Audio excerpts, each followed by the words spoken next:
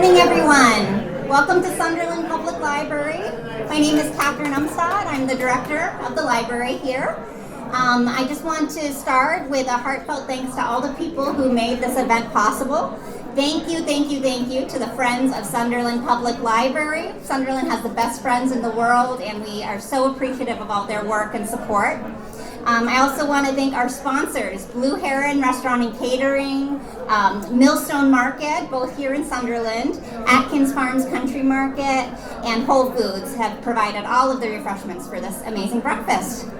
I also want to thank the Western Massachusetts Library Advocates for supporting this event, and then also just for serving as a voice for all of our libraries way out here in the West, making sure we don't get forgotten. And also thank you so much to our legislators for making the time to be here and for all the work that you all do to support our communities.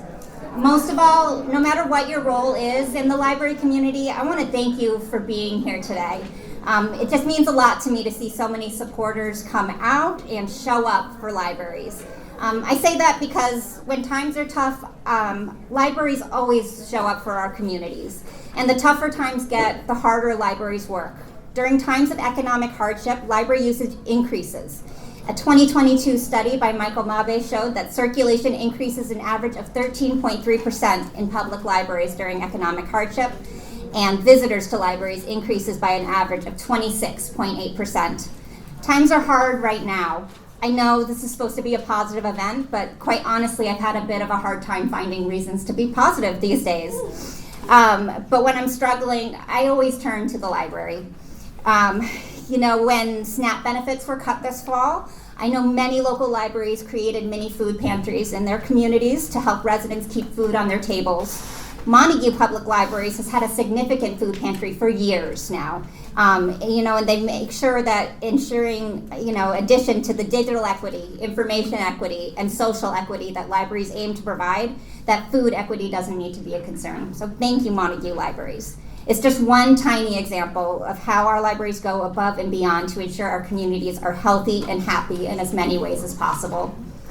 What libraries need to be able to go above and beyond, though, is flexibility. We need flexible spaces to meet the diverse needs of our patrons. We need grants to allow us the flexibility to try new services. Sunderland is currently part of the American Library Association's Libraries Transforming Communities grant. This grant has allowed us the flexibility to try offering sensory-friendly hours, a service model we're calling Same Library Enhanced Accessibility. Our library is experimenting with different techniques to be able to provide a quieter and calmer library experience, while still providing the flexibility to allow sensory seekers to engage with the library in a way that works for them. This project has not only benefited our neurodivergent patrons, but it's benefited all of our patrons. And this project has been such a success that we are advocating to make these hours a part of our regular schedule in the next fiscal year. This is something that my coworkers and I have been working on for years. It wouldn't have started if it weren't for an LSTA grant in the FY19, FY20 year that allowed me the flexibility to learn what our community needed and to experiment with options to meet those needs. The current grant project expands on the lessons learned during our LSTA grant, and I now have solid proof that these changes are necessary to better serve Sunderland. The current grant was supposed to be a federal grant. With the defunding of the Institute of Museum and Library Services, it quietly transitioned into a private grant. Thank you, American Library Association. I am one of the lucky ones, though, and I fully recognize that. My colleagues who were awarded LSTA grants this year had them rescinded. All of that work, energy, momentum will need to be restarted in the future, if it's still there. It's an incredible show of government efficiency. Modern libraries are also require flexibility from our facilities. Sunderland Public Library used to be the new library on the block, but we recently celebrated our 21st birthday. Drinks on the library afterwards. Even with our modern building, we're still focused on facility improvements to meet the changing needs of our patrons. We're so excited for our neighbors who are getting or recently built their new libraries. Candace of Tilton Library, Mary Ann of Shutesbury Library, and Sharon Sherry of Amherst all deserve a huge round of applause for their incredible efforts to make their facilities match the needs of their communities. They have spent years researching and advocating, and look where they are now. Tewksbury residents now have a library that not only houses materials to borrow, but is truly a place to explore and to grow, and not to mention has plumbing. While it's thanks to the hard work of countless individuals over decades that these palaces for the people have been built, none of it would have been possible without the MBLC's construction grants. They are an essential state service.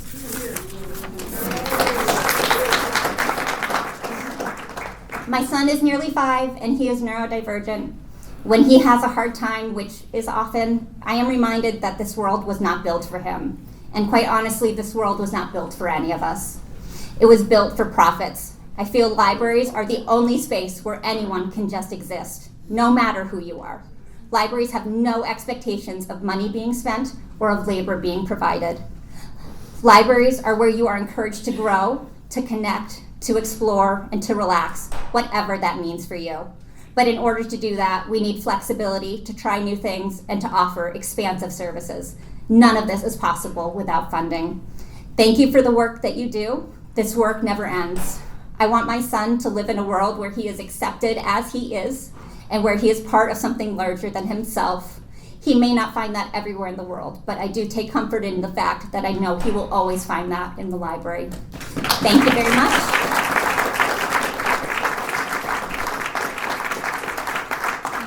Please welcome Lauren Starr, trustee for Sunderland Public Library.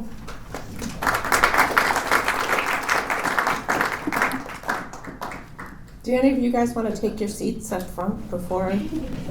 Okay, all right. I'm Lauren Starr, and I've been a library trustee here in Sunderland for going on 30 years. So over that time, I have served with a lot of people. I've seen a lot of trustees come and go. I counted probably 30 off the top of my head the other day. Today, I'd like to take a minute to recognize one of those former trustees who I think you all know as our beloved First Franklin rep, Natalie Blay.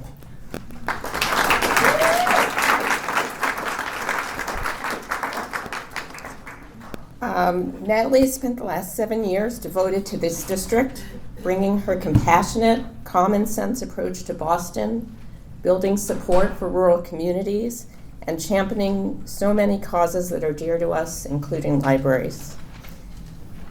This breakfast I had is one of Natalie's last official appearances, but she just told me this is her last official appearance as she embarks on a new challenge at UMass. Fittingly, it's here at the Sunderland Public Library where she held her first elected position. So with best wishes, we offer a token of our appreciation from your friends, colleagues, neighbors. Thanks, Natalie.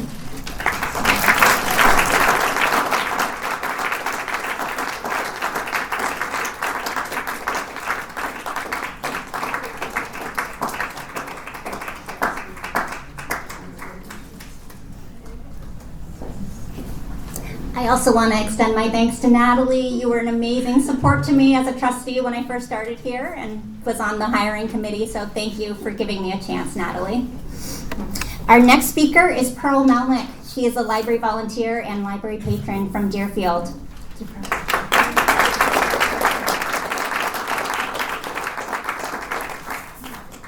Hi, I'm Pearl.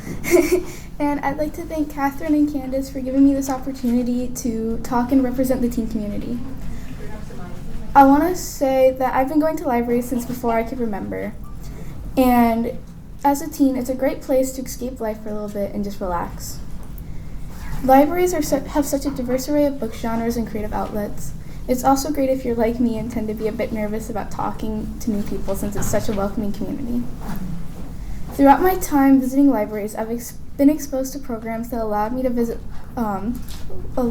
explore the arts of embroidery, jewelry making, zine publishing, and many nature programs.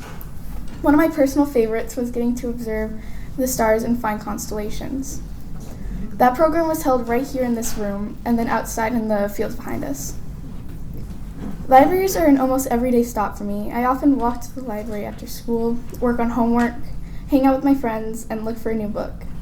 I've also gotten to work on the Teen Advisory Board to share thoughts and ideas on things teens like me would like to see in our own room, in our own space in the library. This created a sense of community where the teen space isn't just for us, it's created by us. The incredible librarians I've met are the ones who facilitated this, and for them I'm eternally grateful. Personally, the library means family to me. I know when I enter a library that I'm going to be accepted with open arms, and because of that I learned to accept others as well. I made a friend in the teen room just because we had read the same book, and we were able to have the space to do that because of the library. The library community has helped to shape me into the person I am. From exploring new interests, making friends, and providing an opportunity to voice my love and appreciation for all that it offers, like I'm getting to do today. Thank you for having me.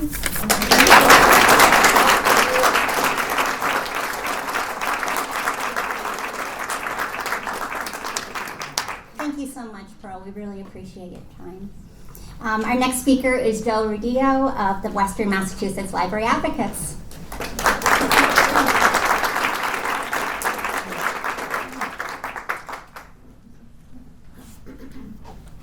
Those are tough speakers to follow. Good morning, and thank you all for being here. I'd especially like to thank the staff of the Sunderland Public Library for being such wonderful hosts this morning. My name is Joe Rodillo. I'm the director of the South Hadley Public Library and president of the Western Massachusetts Library Advocates, aka WMLA. WMLA provides a unified voice for libraries in Western Mass. Through these legislative breakfasts, networking events, outreach and advocacy, we connect library staff with legislators so that together we can build the connection between library needs and budget priorities. We are a membership-driven organization, and if you're not a member, I invite you to join a fun, active, and dedicated group. To our library workers here today, thank you for your hard work and your efforts to strengthen our communities. WMLA recognizes the value that Western Mass brings to the Commonwealth while also recognizing that sometimes, to be heard, our voice needs to be a little louder on Beacon Hill. For that, we are grateful for the continued support of legislators like Senator Joe Comerford and all of our local representatives. Just last fall, we all shared the joy of seeing the Senate overwhelmingly pass an act regarding free expression. The need to protect a free press, free speech, free expression, and the ability for informed citizens to access information has never been greater and never more under threat in our country. If Connecticut and Rhode Island can pass legislation protecting the freedom to read, so can Massachusetts. We implore our state representatives to pass House Bill 3594. 3594, you can contact your reps after this meeting and ask them to support an act regarding free expression. This year, we want to see that passed. Free expression is vital to a stable and sustainable democracy, and strong libraries play a key role in engaging and educating our communities. Of the approximately 850 lines in the state budget, only 7 of them pertain directly to libraries. All of them are important as each relates to the others in providing balanced services across the state. Having our legislators make library funding a priority in their budget work sends a strong signal to our local leaders to follow suit. We ask our legislators to please support the MBLC legislative agenda. In difficult times, our communities need libraries more than ever. Thank you.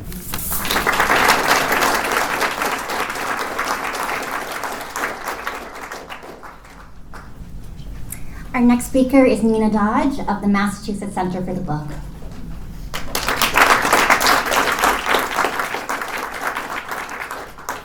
Good morning. Thank you, Catherine and the Sunderland Public Library for hosting today. And thank you to the Western Mass Library Advocates for organizing. We at the Center for the Book know that it has been a difficult year for libraries. Municipal budgets are under real pressure, federal cuts have trickled down to the local level, and many of you are fighting to maintain the services your communities rely upon. We see that and we stand with you. That is why Mass Center for the Book strongly supports the fiscal year 27 legislative priorities. Flexible, reliable library funding is essential, not only for the health of our library ecosystem, but for the vitality and resilience of our communities. For those of you who may not yet be familiar with Mass Center for the Book, let me offer you a brief introduction. We were founded in 2000 as the Massachusetts affiliate of the Library of Congress. We develop and support programming with statewide impact. We operate youth and family literacy initiatives and represent the Commonwealth at the National Book Festival and the Library of Congress initiatives themselves. Two of our longest standing programs are the Massachusetts Book Awards and Letters About Literature, which is our youth writing initiative, which has engaged tens of thousands of students in 4th through 12th grade since the early 2000s. And as a former middle school, high school teacher, I can tell you that is no mean feat. Libraries are at the heart of everything we do, and our programs rely closely upon collaboration with you. So thank you so much for hosting events with us, for running our programs, for welcoming our authors, and for helping us to just get books in the hands of all readers.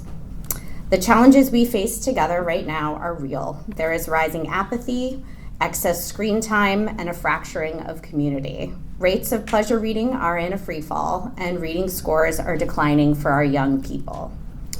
In spite of these trends, we're proud to say that we reached tens of thousands of readers of all ages over the past year and partnered with hundreds of public schools and libraries.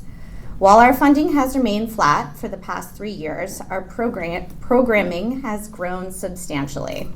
Here are some of the initiatives we have launched since 2023. In 2023, we started our Adult Reading Challenge. This reading promotion program now operates in partnership with over 200 libraries, bookstores, and senior centers across Massachusetts.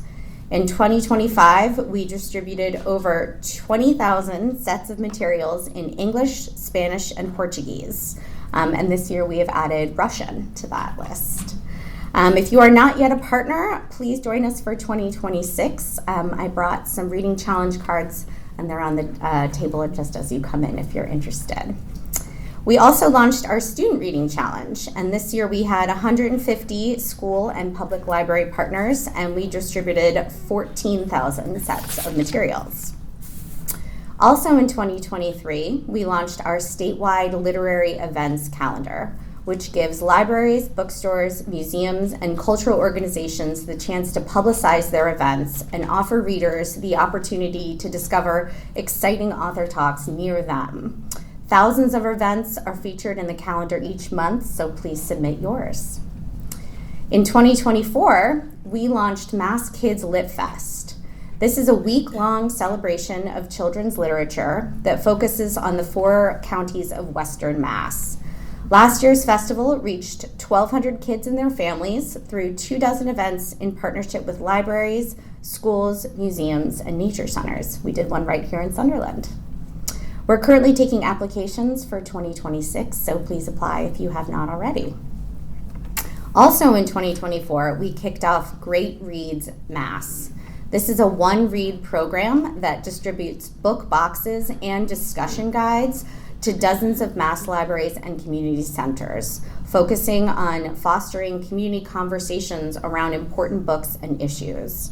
The call for partners goes out each spring, so please be on the lookout in the All Regions emails. Also in 2025, we launched our Mass Book Awards Speakers Bureau. This offers communities of all shapes and sizes the opportunity to host recent book award winners for engaging author events. We cover speakers' fees and help hosts with their promotion. And we had 20 events in our first year out, and we're looking forward to more in 2026.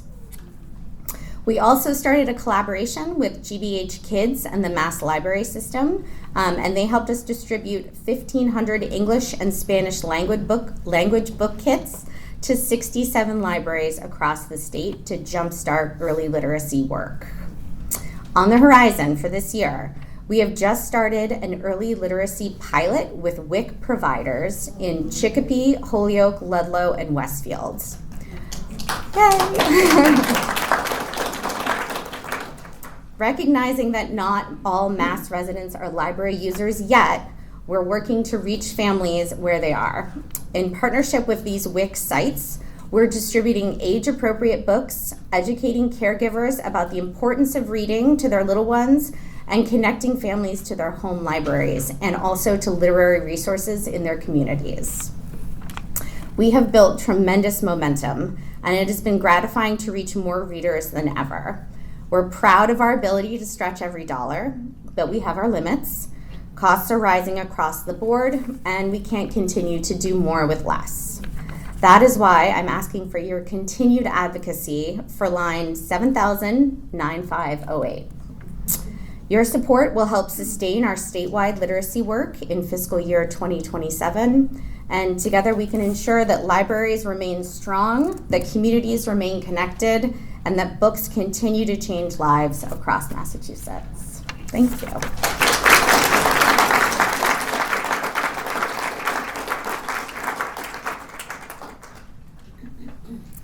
Please welcome Martha Measham from Massachusetts Library System. Good morning, everyone. Thank you so much for having me, and thank you to Sunderland Library. I'm here to represent the Massachusetts Library System. I'm a library consultant with them. You'll hear me refer to it as MLS. But thank you all for being here this morning and for supporting libraries. I also want to thank our elected officials for your continued advocacy on behalf of the important work that libraries are doing. And I'm here to share a little bit about how that advocacy and how that continued support benefits libraries across the state. So MLS is a state-supported nonprofit funded by line 7000-9401. Our mission is to empower libraries across the Commonwealth through innovative and responsive services. We support the Massachusetts Board of Library Commissioners' legislative agenda. Our core values are member focus, equitable access, and building community. Through these guiding principles, MLS is a critical resource for over 1,500 libraries in Massachusetts. Libraries rely on us to build community around new ideas, established best practices, healthy engagement, and responsible dialogue, and as well as access to trustworthy materials, training, expertise, and learning opportunities. In collaboration with library networks, such as CW Mars and Optimus Shipping, our delivery service ensures patrons have timely access to library materials across the state. This past fiscal year alone, so 1 year, we delivered 12.4 million items across Massachusetts. Books. 12 million. This service is especially critical for small communities, providing their patrons with equitable access to materials beyond the shelves of their local library. We also provide digital content like ebooks and audiobooks to school libraries through the Overdrive K-12 Shared Sora collection, where Massachusetts students have access to over 75,000 unique titles. Our program ranks second across the entire United States and second in the world in total circulation for K-12 shared collections. With over 2.8, and actually, fun update, we just are now over 3 million circulations in FY25. Last fiscal year, we introduced new over-the-phone interpretation service for public libraries. With a quick phone call, library staff can connect patrons to interpretation in over 240 languages, guaranteeing access to library services regardless of the language somebody speaks. Building the skills and knowledge of our member library staff remains a key priority for MLS. In FY25, we awarded 133 scholarships for staff to attend conferences relevant to their positions or their library career aspirations. We also provided 465 grants to staff to pursue learning opportunities provided by national library vendors. Our team of consultants travel to libraries across the state and offer virtual consultations to members at no cost. We lead trainings, we host community chats on library topics, and to meet the library and learning needs of library staff. Your support of our work is critical now more than ever, especially as federal funding and other cuts are affecting local Massachusetts communities. For example, earlier this year, MLS and the Massachusetts Board of Library Commissioners We're forced to reduce our statewide database offerings due to the elimination of funding from the Institute of Museum and Library Services. During these uncertain times, we rely on your continued advocacy on behalf of our organizations and the libraries in our state. With your support, MLS will remain the trusted resource and collaborator that our libraries rely on to serve their communities. Thank you very much.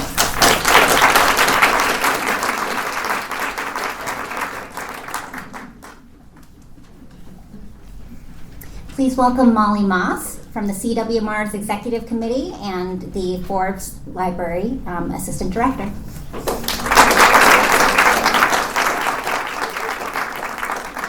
Thank you and good morning. I was also a member of the Shutesbury Library Building Committee, so I wanted to further thank Marianne and the MBLC for the Small Library Pilot Project that allowed us to build this building after many decades, and we were thrilled to celebrate the grand opening just last week. So as most of you know, CWMRS is the largest library network in Massachusetts. Our mission is centered on providing technology for member libraries to share resources and enhance access for their communities. I'm here to talk about the importance of line 7000-9506, which funds technology and resource sharing and helps offset our operating costs to keep membership affordable for our libraries. Our membership has been growing, and with 167 member libraries, it is the highest it has ever been. This year we welcomed 2 new small libraries in Peru and Worthington, and over the last 5 years we've added 20 new small libraries, including the Robertson Memorial Library in Leiden, population 734. In 2025, over 98% of our member libraries said they were satisfied or very satisfied with their membership in CWMRS. Membership provides libraries with 5 key benefits. Shared content, over 9 million items that can be easily borrowed by any patron with a CWMRS library card. Content includes physical items such as books and DVDs, as well as electronic items like ebooks and audiobooks. Our libraries saw over 13 million checkouts in 2025. Online access to the library. Technology for patrons to sign up online for a library card, the CWMRS e-card, renew library cards online, apps such as Libby for ebooks and audiobooks, as well as access to our online catalog to search, place holds, and manage checkouts through their accounts. Technical support. CWMRS manages software upgrades, training, documentation, testing, and troubleshooting to our member libraries for all the technology and services we provide. This includes a staffed help desk with access to humans that library staff can contact with technical issues or questions no matter how big or small. Cost savings. This saves money for libraries by offering consortia-wide software and services that provide significant savings and sharing versus standalone local subscriptions. This includes administration time for negotiating group contracts and pricing, and filing for grants and E-rate discounts on behalf of our members. Connection and community. We have a culture of belonging where we value all members, no matter how big or small, and this fosters collaboration, engagement, and connection throughout the libraries of CWMRS. These connections have been so important over the last few years, with libraries facing many stressors, from COVID to content challenges to funding concerns. While we are the largest library network, it is very important to note that our members include many small libraries. In fact, 69% of CWMR's public library members are from small, very small, or tiny rural communities in central and western Massachusetts. 109 of our libraries serve communities of under 10,000. Of that, 74 serve communities under 5,000, and 18 serve a population under 1,000. As we enter what's been called a perfect storm of expected funding challenges at the local, state, and federal levels, it is these small libraries of Massachusetts who will be the most vulnerable. Membership in CWMRS is affordable, largely thanks to line 7000-9506 funding, which helps offset membership costs for all member libraries. Many of our libraries also use line 7000-9501, state aid, to help pay for their membership in CWMRS. State funding is critical for our members to be able to weather the next few years and remain open, maintain membership in CWMRS, and continue serving their communities. Thank you for your continued support.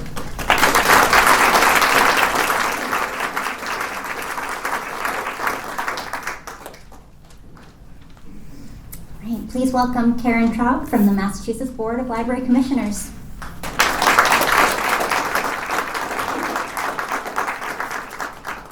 Wow, what a crowd. What a beautiful crowd. I'm sorry, I gotta take a picture. This is a dream come true. Okay, good morning. On behalf of the Massachusetts Board of Library Commissioners, I want to thank everybody, Catherine and everybody, the library staff and the legislators and town officials and trustees, friends, volunteers, library lovers, everybody who came out on this cold and sunny, beautiful morning to advance the cause of our public libraries. I just want to see by a show of hands, how many current or former library staff, librarians and library staff, are there here today? Beautiful. Okay, how many trustees, for current or former? Friends of the library? Excellent. Let's see, what else do we have? Musicians from the band, weren't they amazing? Yep, back way in the back. Awesome. Well, anyway, thank you all for being here. So, as you can tell, I'm no fat cat bureaucrat from Boston. I was a library trustee in the town of Wendell and Shutesbury who leveled up my advocacy when we sent out a library survey, how can we improve library services? And we received an answer back on that, close the doors and burn it down. Well, in Shutesbury, we hardly closed the doors and burn it down. In fact, after 30 years of perseverance, as others have mentioned, we have a new library in Shutesbury. And it's wonderful to see other libraries that are striving and will eventually succeed. And Jason, I'm looking at you.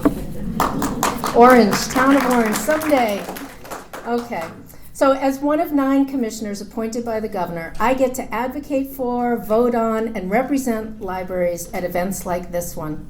The best part of being a commissioner is visiting libraries, meeting library champions, and hearing the ways libraries benefit people, everyone, at no charge. Oh, Dawn the tricorn. I hope it's on okay. Okay. I am wicked proud to live in Massachusetts, where we defeated tyranny and established liberty. And among many firsts in progressive legislation in our Commonwealth, the first library commission in the world was established 135 years ago. The Massachusetts Board of Library Commissioners, MBLC, was established. Our mission is to organize, develop, coordinate, and improve library services to municipalities throughout the Commonwealth. While the commissioners conduct the official business of the MBLC, it's the small but dedicated staff who keep the library engine running. Here today we have with us, Jessica Branco-Colati, who's the preservation specialist, back there. Rob Favini, Head of Library Advisory and Development and Government Liaison, who sadly for us, but happily for him, will be moving on to retirement in the coming months. And also Heather Backman from our award-winning, go ahead, clap, from our award-winning Massachusetts Public Library Construction Program, which is a leader in the nation. Yes, thank you. Feel free to meet the staff and talk to them or call them anytime with questions. They're very friendly and very helpful. So, let's see. I have some good news and some bad news, as you can imagine. On December 3rd, let's see. So the first is about, I've lost my notes. Okay. Here we go. In the good news, bad news department, let's start with the shutdown and reopening of the IMLS. That's the Institute for Museum and Library Services, whose mission is to inspire libraries and museums to advance innovation, lifelong learning, and cultural and civic engagement. On December 3rd, the IMLS announced that it had reinstated all federal grants, which had been terminated in March of 2025. The MBLC had been forced to make several rounds of cuts, including the elimination of accessibility trainings that benefit the blind and disabled, the cancellation of grants to 18 communities, and a major reduction in statewide research databases, which are heavily used by students, and as we know, it's the poorest students who use those the most. So now, even as the MBLC works to rebuild its federal program, funding levels are not certain. The IMLS is currently funded at fiscal 2025 levels under a continuing resolution through January 30th, and we don't know beyond that.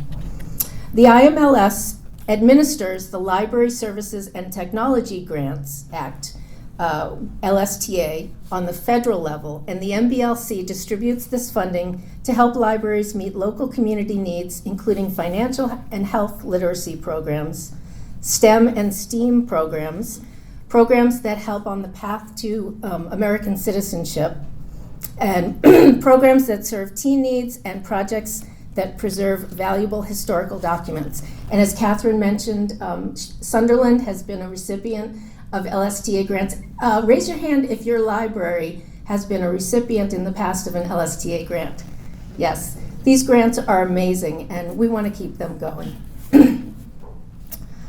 Okay, so let's see. Oh, the theme for this year's library legislative agenda is It All Starts at the Library. And I hope everybody got a handout and has read through it and can share it with others. Each year, the MBLC asks libraries what their budget priorities are. The commissioners then prepare a funding outline to present to the governor and the legislature.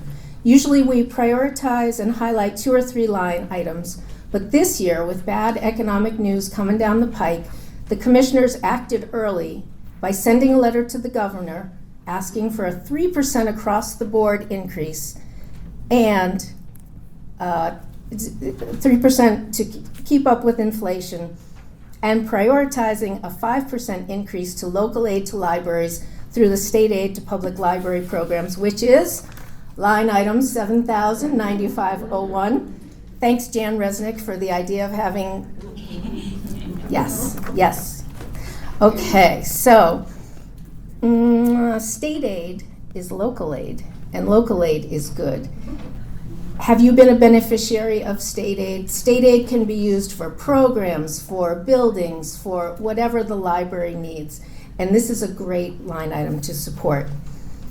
Now to the bad news. Unfortunately, many municipalities are facing dire budget realities and are looking to eliminate or cut library services.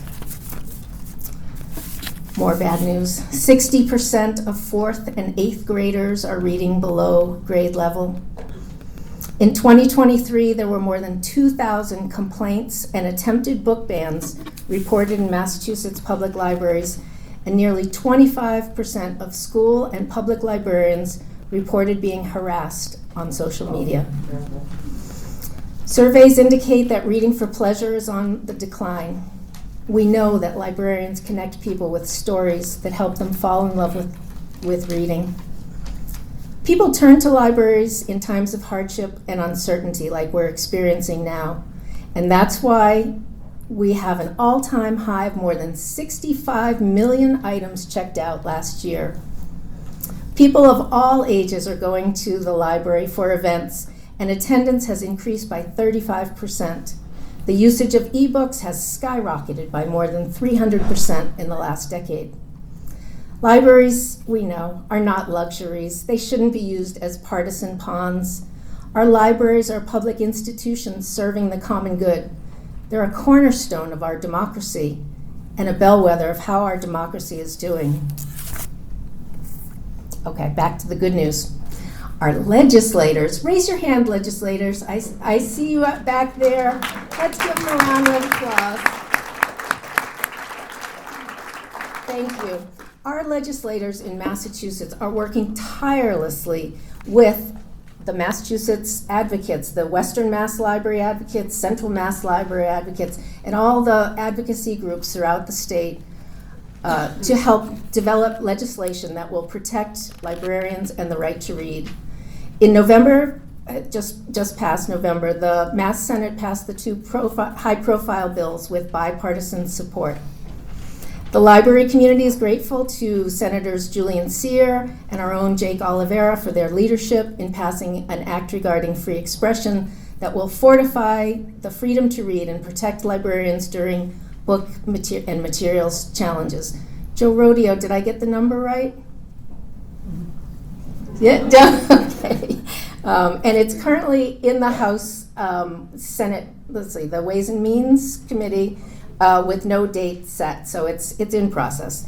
We also thank the Library Legislative Caucus co-chair, Senator Feeney, who championed, I hope I get this right, S 2710 and H 3595, an act addressing the challenges facing public libraries and digital resource collections.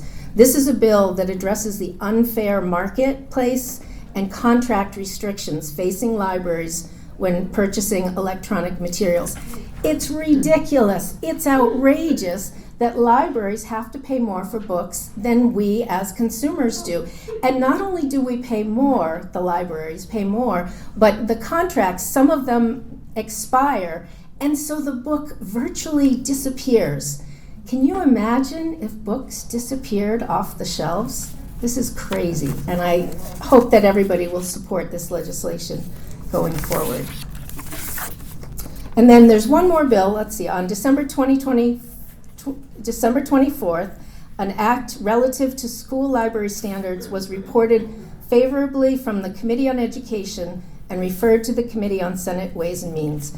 The goal of this bill is to create effective library programs with well-rounded collections, certified librarians, and instruction in information and literacy technology. So, action steps. If you're already a library advocate, thank you. If you're new to advocacy for the library, now is a great time to up your game. Here are some things you can do today. Introduce yourself to one of the legislators who are here today. They're very nice, and they're eager to talk to you. And you can call them anytime and thank them for their support of libraries and ask them to continue to support library legislation and the library legislative agenda. You can write a letter to the editor of your local newspaper in support of libraries. Tell your friends. You can join the Friends if you're not a friend yet. Join the Friends of the Library, become a trustee. Talk about what matters about your library. As we had today, an excellent example of how libraries benefit individuals and communities. Remind them that every dollar saved by borrowing books, ebooks, and audiobooks free from the public library becomes a dollar freed up for groceries on the table.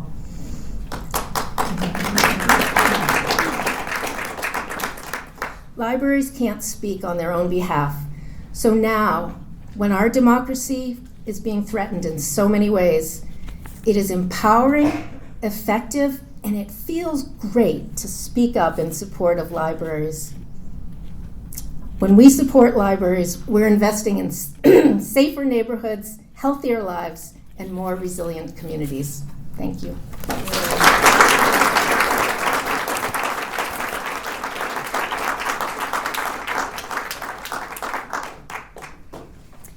We're going to stray from the program just slightly. We're going to have Representative Mindy Domb speak for us. Thank you, Mindy.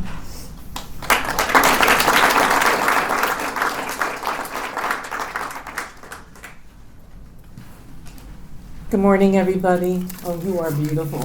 I should have brought my camera and taken a picture, too. So I'm Mindy Domb. I'm the state rep for the 3rd Hampshire District, which includes the town of Amherst and half of the town of Granby.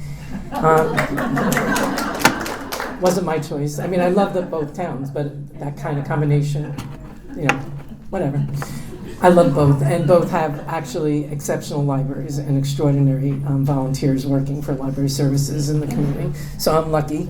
You're going to hear a lot today about a lot of different things. Let's give a round of applause, please, for my departing colleague, Representative Natalie Peake.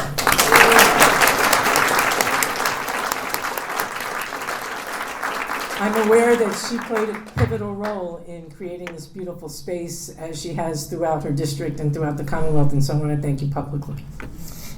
I'll probably get crap for that later. I also want to thank the MBLC I want to publicly express my incredible gratitude for your continued work, not only to fund libraries across the Commonwealth and library services, but particularly to support my community in constructing their new library at the Jones, and for your consideration around all things regarding that. So thank you so much. I know it's not, for us it's exceptional, but I know you are exceptional throughout the Commonwealth and that you do this routinely and you've done it for other communities. So thank you so much.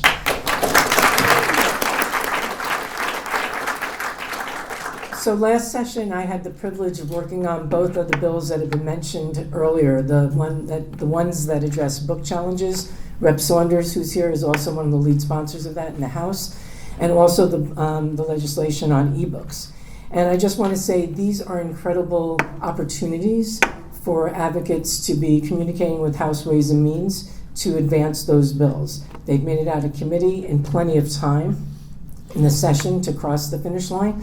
And it's a good opportunity to talk about why they're important. Just to give you a bit of a synopsis, the book challenge bills basically create a universal process for dealing with book challenges so that we're not seeing this sort of piecemeal approach to it, which hopefully will protect communities, protect titles, and protect librarians, in addition to protecting librarians in that bill. And the ebook bill kind of brings together the opposing stakeholders on this issue: librarians, readers, and publishing companies. And you've heard why that's so important. The policies and practices for ebooks are very different than hard copy ebooks. I know I'm speaking to the choir here. But in effect, they present incredible fiscal challenges for libraries to maintain diverse collections. So it's not just being able to afford the ebooks, but how many different titles can you manage to afford? And then also, I think, managing readers' complaints and grievances when those books disappear. And then they have to wait another 6 months before they get access to it. So this bill particularly would bring people together in a commission style to identify problems and make recommendations. So it forces, in my opinion, the publishing companies who have said, oh yeah, we understand, but it's a constitutional issue, to hear what the concerns are and to start addressing them with libraries. So please get involved with that. I also want to say, please count on me to support everything that the NBLC is putting out for their agenda. I have in the past, but this year I think particularly, given what's going on in the world, we have to look at libraries as part of our defense of democracy piece. And it's not only because you provide the space for that kind of conversation, as well as books that can inform that conversation, but to me, one of the most important things to do in the face of the Trump administration is to connect to community right now and to build community, and that's the work of our libraries. That's the civic work of our libraries, is to bring community together and to strengthen us.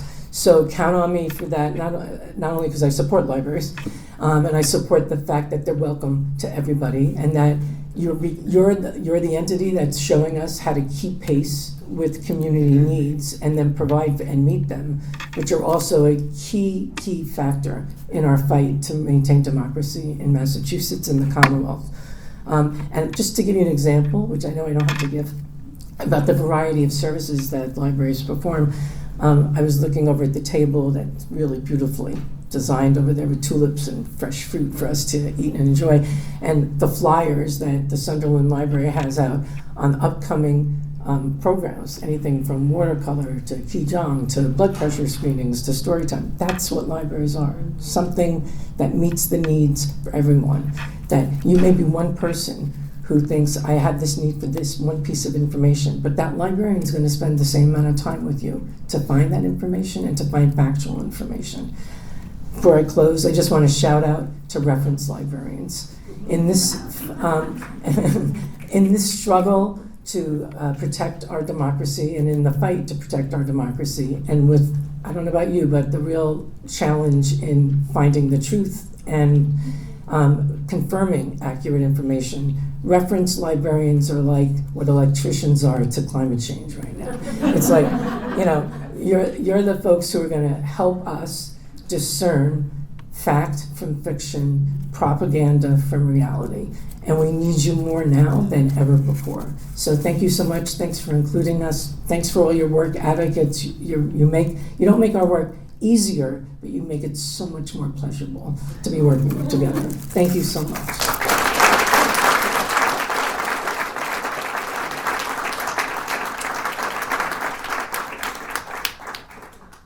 Our next speaker is Representative Lindsay Sabadosa.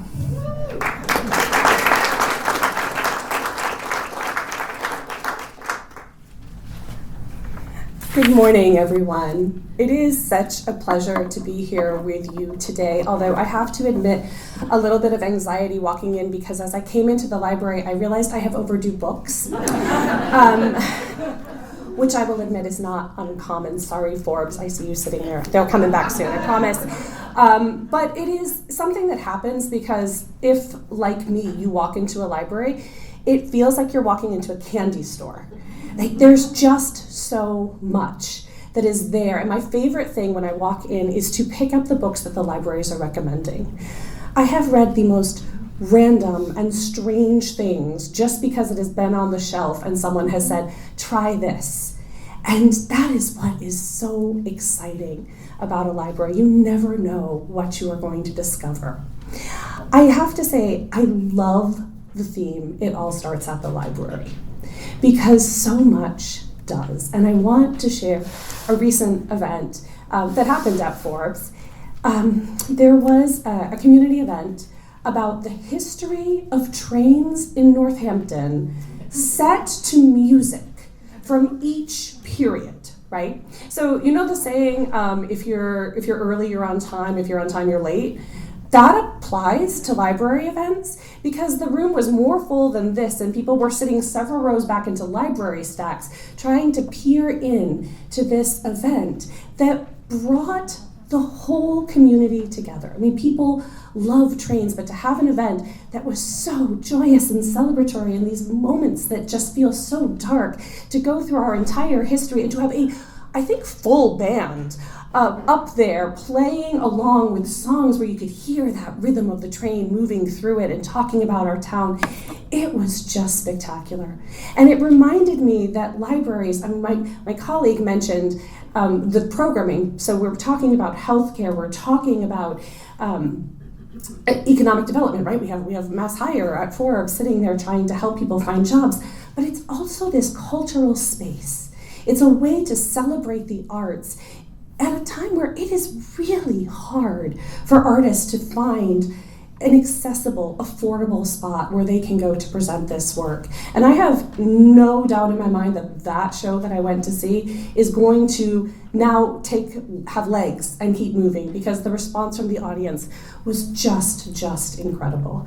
So I share this because I want you to understand why my support of libraries is just something that exists in every fiber of my being. And I want to also mention the Mass Center for the Book, because this is an organization that I have come to know and love over the years. And I know some statistics were shared about not so great literacy rates amongst our youth. Letters for Literature is, I think, the solution to those declining literacy rates. Every year, the Mass Center for the Book asks kids to write to an author, living or dead, and talk about a book that inspired them. And the winners of that come to the State House, and they are celebrated for their reading and for their writing. And if you have the opportunity, and I think the letters are online, to go and read them, you will be amazed at what our young people are doing and saying, and the depth of their emotions and knowledge. That's a gift from our libraries. It is a gift from the amazing writers that we have in our community. And it is something that, as legislators, how could we possibly not support that? So I'm very grateful again to be here and really just for everything that you do. And please count on me to support you however I can moving forward.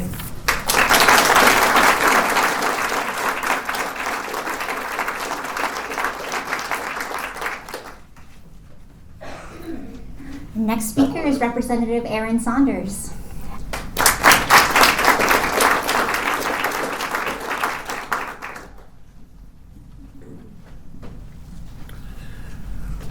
Good morning. It's wonderful to finally be able to see the slideshow in the back. I heard about it. It's wonderful to be here, and thank you to all the librarians, the friends, the trustees, the advocates for taking time out of your day to be here to speak up for a cause that is as worthy as it is necessary in supporting our public libraries. I can tell you, this has been a really big week for libraries, for Senator Comerford and I. We got to spend last weekend at the ribbon cutting for the new library in Shutesbury, and Marianne and team, congratulations again. And here we are talking about the issues that impact us not only regionally but statewide. And I can tell you, not only in this 2-hour period today or last weekend, as the son-in-law of a retired school librarian and the son of a library trustee at the Hubbard Library in Ludlow, library advocacy is never very far away from the Saunders household. So these themes are reinforced on a regular basis. It doesn't, the need that has been talked about today cannot be understated. As Representative Sabadosa and Representative Dom have already mentioned, the role that libraries play are so essential to our democracy. It's so much more than books, and books are a lot.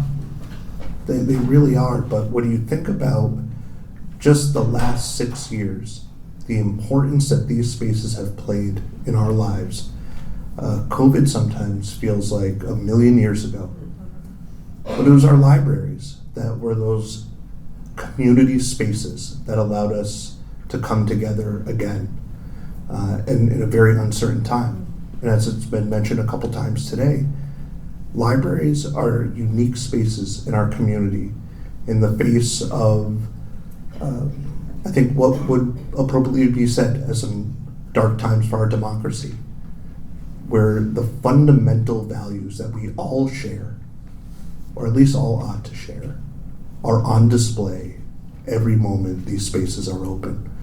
So it is an honor to join my colleagues in supporting the efforts of the many needs of our public libraries. The needs are there, and they need to be fulfilled, even in the face of some difficult financial times. Let me finish with this, because everyone's been best behavior. This is impressive. So I don't want to go long. But I mentioned the Shutesbury Library, and I think it's fitting that we're here today in Sunderland. I joined the legislature 3 years ago in a district that was sort of amalgamated from 4 other districts. And the town of Shutesbury was previously represented by Natalie Blais. I got to go there for the ribbon cutting. Natalie Blais did the hard work. And Natalie, I want to recognize you not only for your incredible work in the town of Shutesbury, but just maybe take a moment of personal privilege to expand my appreciation beyond library issues to so much of what you've done for rural communities in Massachusetts. You're going to be sorely missed, and incredibly appreciative of everything that you've done for me personally. Thank you.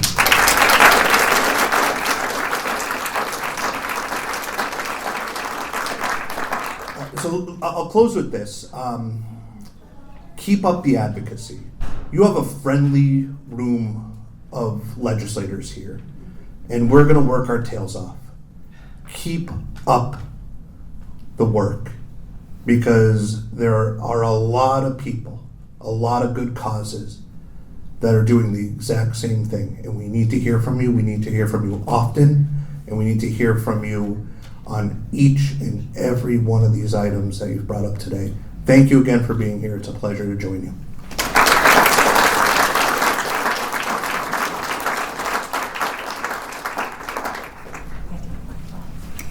Please welcome Senator Joe Comerford.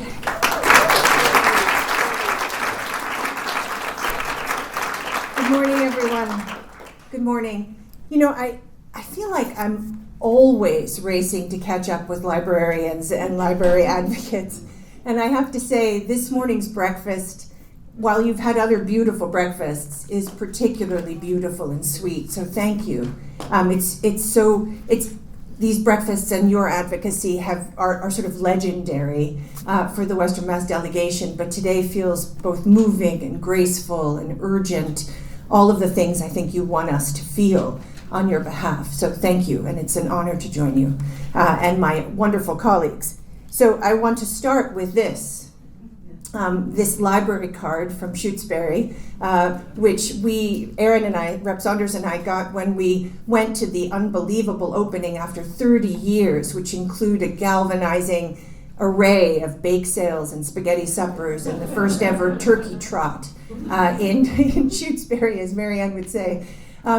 And as we were there, both Rep. Saunders and I talked about the community building that libraries and librarians do every single day on behalf not only of these beautiful structures, but of the community, bringing people together. And your advocacy is, I believe, unmatched. Who was on that COVID advocacy day where you all had signs that you pushed up into the Zoom? Were people there doing the advocacy during COVID? Oh, there have to be some people who were on the Zoom doing the things. You're reinforcing the numbers of the line items that you need and telling us why it is that these line items are essential is perfect. It's not unusual that you would be perfect because you are librarians and library advocates. And you tell us why it is that these line items will bring openings of unbelievable joy to our constituents, opportunities for democratic engagement and knowledge transfer, art, culture, experience, and if you're at the Shutesbury Library, you can also get a kayak from Shutesbury, right? Because libraries are responsive, as my colleagues have said, to what our constituents want. I just want to say that, like Rep. Saunders, I have a DNA connection to libraries and librarians, so my heart was open when I came into the job in 2019. My mom, you may have heard me, and maybe I will stop telling you this at these library breakfasts, but my mom was a public school librarian, and we would go with her to work all the time. And my sister right now is a middle school librarian, so I have a window from a pretty intimate place about the painstaking, caring, deeply engaged work of people like you who do this day after day after day, meeting people where they are and bringing them on to what they want to do.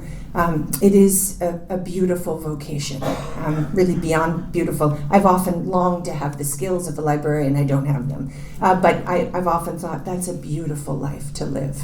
I want to say of all the array of library advocates who are here today too, MBLC, Center for the Book, all of you, you are also doing this incredible, painstaking work, linking arms, for every cause that is important to care about, from literacy to cultural expression to democracy.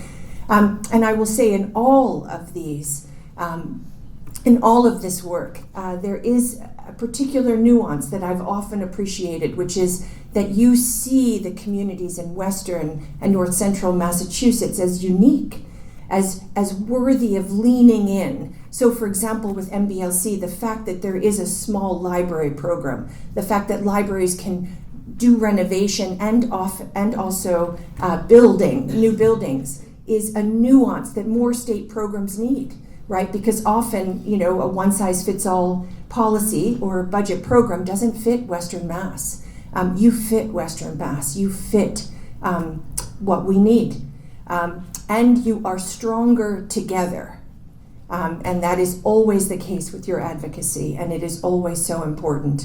And so I just want to say thank you for being such advocates for the Senate bill to ban politically motivated book bans. You are among the major reasons that we were able to do that, and I'm grateful to Jake and to Julian and to Paul for their wonderful leadership and advocacy. Because of you, I filed an amendment that actually simply says, you know what, you can't even have the conversation just about one picture in a book. You have to have a conversation about the whole book. So you can't politically motivated cherry picking of a word or a book or a chapter or a cover. It's not possible. And you told me that was missing from the bill, and with my great colleagues' leadership, I was able to add that on your behalf. So you're stronger together, like the Western Massachusetts delegation, right? That's something that you've often called us to, right? Come to these breakfasts together, learn about what we do together, and together take action. And it is true about Western Massachusetts that we are stronger when we're together. And as my colleagues before me have done, let me just say that the loss of Representative Natalie Blais is both heartfelt and moving, because we are thrilled for you, Natalie, to leap onto something else. And it is also profound in that you have been a strong link in this chain that we have together moving our region forward. An unparalleled colleague, an expert, a zealous advocate, not only for libraries, but for all of us. And we are going to miss you. And miss even isn't even the word. The librarians will tell us what a better word is. But wait. So maybe if my House colleagues could come up with me. So many of you may know that Representative Blais, besides being a kick-ass legislator, is also a devoted gardener. She loves her garden, and so this is called The Enchanted Tree. And when I read it, yeah, isn't they gorgeous? I have to find it now. Here's what it says: flexible yet resilient, it has become a timeless symbol of strength, reminding us that by yielding to life's challenges, we are shaped for growth and made to flourish. So that's what I think about when I think about libraries. It's what I think about when I think about our delegation. It's what I think about when I think about Natalie Blais. You are resilient. You have bent and yielded to challenges and got right back up again. During COVID, the COVID pandemic, during the first administration led by Donald Trump, during the second administration, and all of what's coming at us, you have been there, strong as this tree will be in your gorgeous, gorgeous garden. So on behalf of all of us, Lindsay and Aaron and Mindy.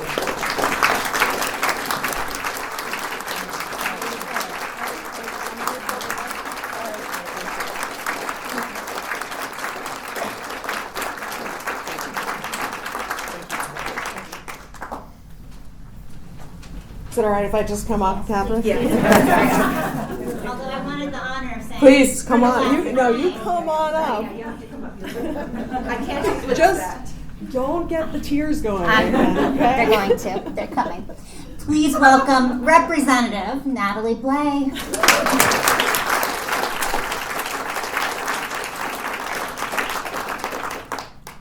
I just pulled it back together.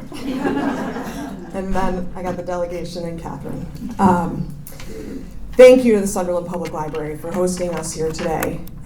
I have been so honored to represent 28 communities in Western Massachusetts, spanning 3 counties over the last 7 years.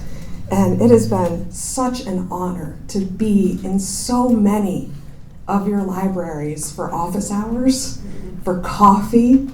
I've met with knitting groups. I've really tried to meet the constituents of the First Franklin District where they are, rather than making them come to me.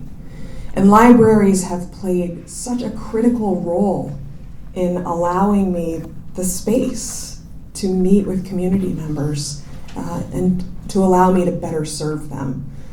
And we've heard a lot about democracy this morning. I just want to recognize again, not only for the space that you give us to serve our constituents, but the role that you play in our democracy. I want to thank you for that. It is so critically important. It has never been more important than right now. So thank you to all of our libraries, our trustees, friends, everybody.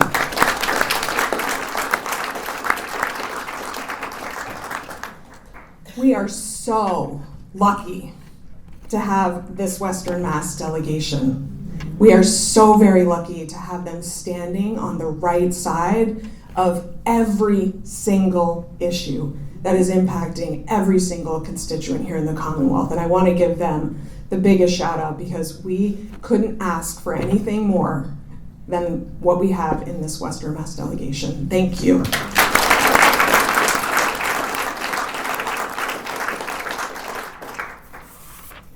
It all starts at the library. You've heard me talk about the Haskell Library in Derby Line, where I grew up, and the challenges that it has faced with this administration that has tried to shut down access to citizens from Canada and the United States of America. You've heard that story. One of the stories you might not have heard was when I got a call from Lauren Starr when I first moved to Sunderland with a newborn baby and my husband and my dog. And Lauren asked if I would consider serving on the library board of trustees here at the Sunderland Public Library. When Lauren asks you something, you just say yes. So I said yes, and I was so extraordinarily lucky to have been involved with the family here at the Sunderland Public Library. Trustees play such an important role in what happens every single day in these spaces to make it a community. And so I was extraordinarily lucky to be here. Many late nights, as many of you know who are trustees, and my kids grew up here.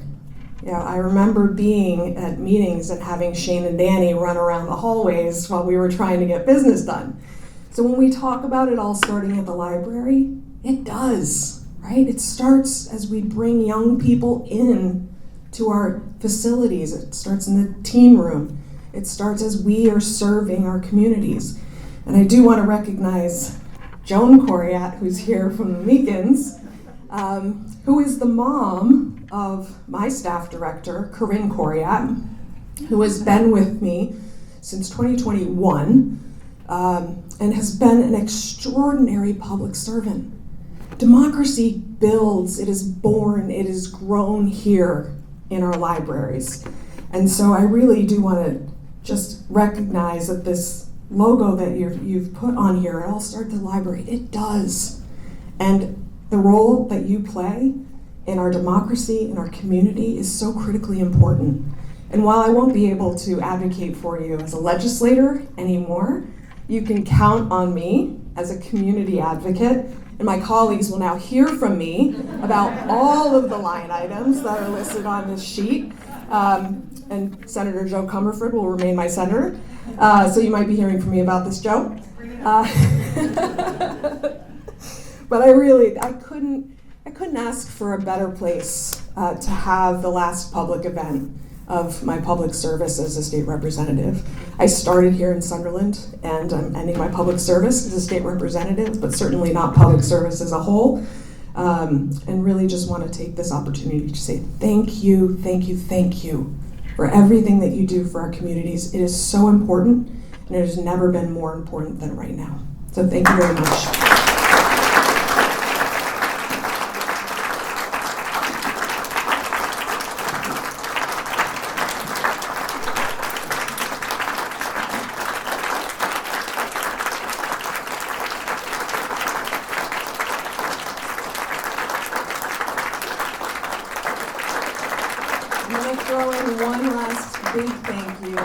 To Catherine, who has been here from the beginning.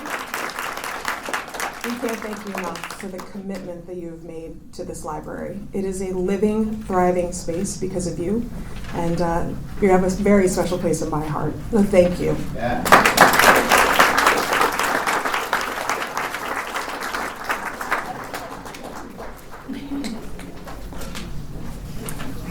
Thank you, everyone. That ends most of our speakers. We just have one last speaker, the chair of the Sunderland Board of Library Trustees, Heidi Bauer-Clapp.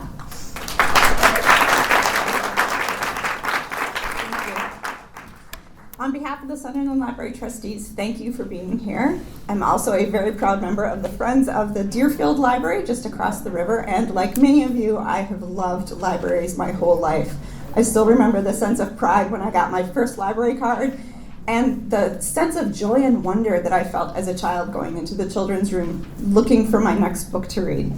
So it's been inspiring to be here today among so many fans of libraries, being reminded of why these resources matter to our communities and being inspired to continue to fight for these resources.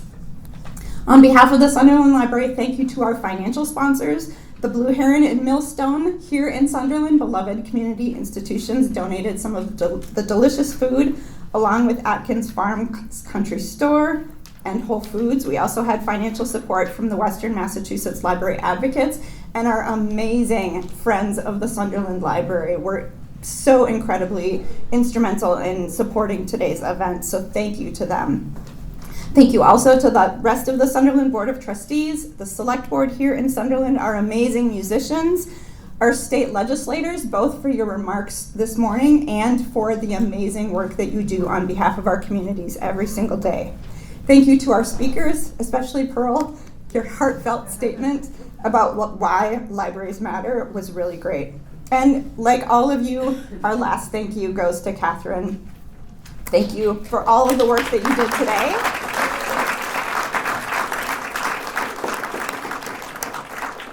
And all of the work that you do every day on behalf of our libraries.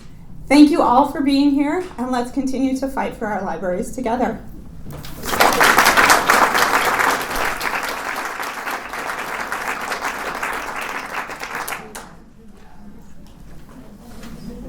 And please help yourself to some food. I think there is plenty to go around. Please take some home. Thank you, everybody.